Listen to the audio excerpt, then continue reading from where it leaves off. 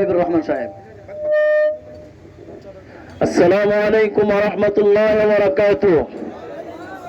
সম্মানিত হাজরিন, আমরা যে উদ্দেশ্যে উপস্থিত হয়েছি জিনিসটা আমাদের সকলের কাছে পরিষ্কার। সেটা হলো বাংলাদেশের মধ্যে কতিপয় নাস্তিক মুরতাদ ৯৯% মুসলমানের দেশে কোরআন বিরোধী নারী নীতিমালা পুনরায় আবার জাগ্রত করার চেষ্টা করতেছে, ঠিক কিনা বলেন? আমাদের দেহের মধ্যে এক বিন্দু পরিমাণ ব্লাড থাকা বয়ে আমরা এটা কোনোদিন বরদাস্ত করবো না, ঠিক কিনা বলেন?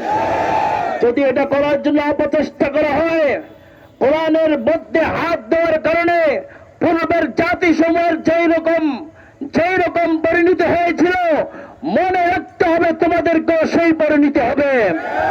ভাইয়েরা আমার, প্রধান উপদেষ্টার কাছে আমাদের একটাই দাবি, যদি কোরআনের মধ্যে হাত দেওয়া হয়, মনে রাখতে হবে তসলিমা নাসরিন যেভাবে দেশ থেকে বিতাড়িত হয়েছে, আপনারা এইভাবে দেশ থেকে বিতাড়িত হয়ে যাবে।